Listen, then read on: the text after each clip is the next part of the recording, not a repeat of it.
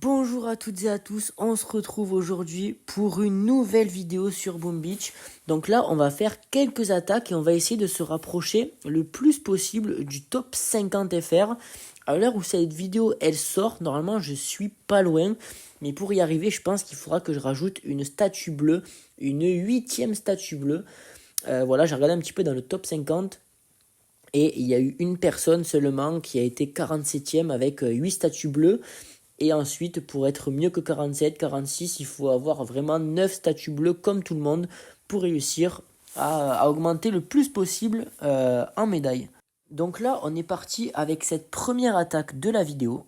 Mais juste avant, je vais booster mes statues pour être en full offensif et pas trop galérer au niveau de l'attaque.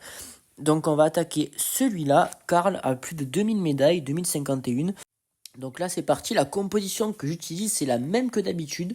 Je ne vais pas faire trop de changements dans cette vidéo, je vais rester à peu près avec la même, sauf sur une ou deux attaques peut-être.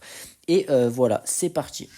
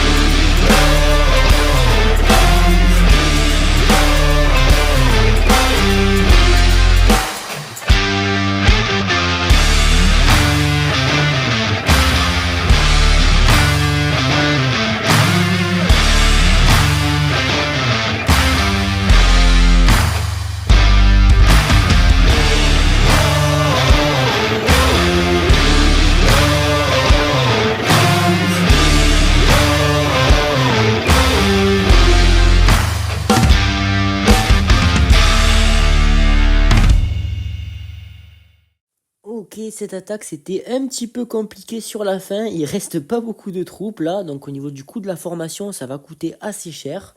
C'est pas très grave, même si en ce moment au niveau de l'or c'est pas facile du tout.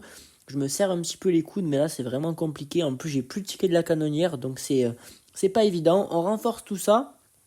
Et on va continuer avec une nouvelle attaque. Et pour ça, je vais utiliser une composition full guerrier.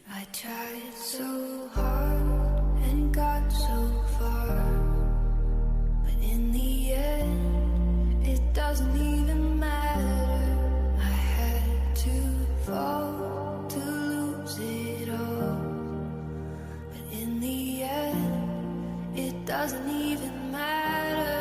I tried so hard and got so far, but in the end, it doesn't even matter. I had to fall to lose it all, but in the end, it doesn't even matter.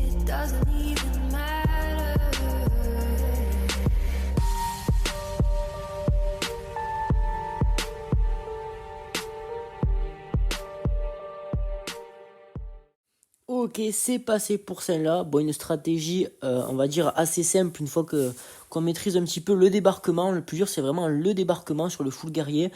Il faut faire vraiment attention à tout ce qui est électromine, à vraiment les repérer avant chaque attaque pour pouvoir déminer un petit peu le passage. Donc là, on va partir sur une nouvelle attaque. Voilà, assez simple. On va juste changer la composition. On a seulement 2 statues bleues en face. Donc du moment qu'on a 2, 3, voire 4 statues bleues, normalement ça passe. On va voir comment on va se débrouiller pour celle-là.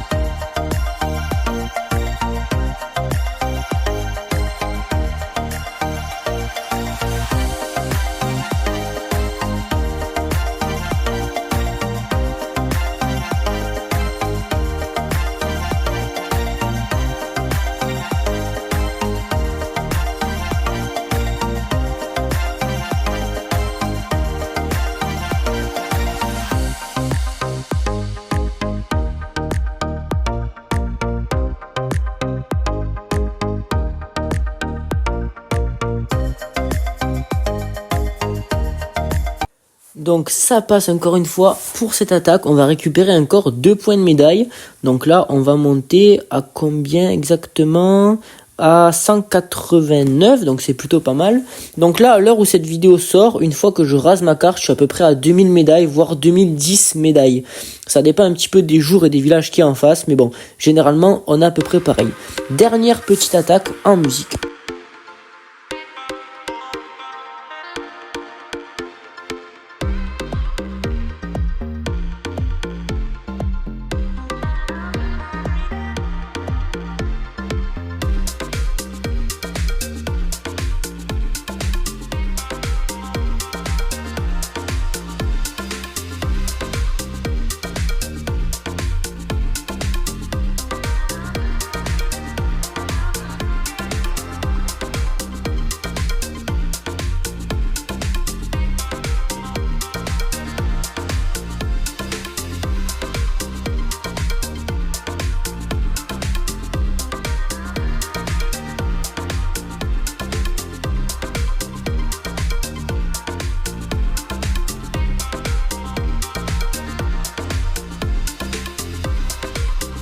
Et ça y est, c'est fini. On finit en beauté contre Marquez. On va récupérer encore 2 points de médaille. On va arriver à 91. On va continuer ensemble quelques attaques encore qui me restent à raser là. On va finir tout ça ensemble. Au niveau des super poudres, je suis curieux de savoir votre stratégie, vous, pour former le plus de poudre possible. Moi, la mienne, c'est d'utiliser les gemmes. Donc dès que j'en ai, que je récupère des bases que je défends, eh ben, je récupère pas mal de gemmes, à peu près entre 100 par jour.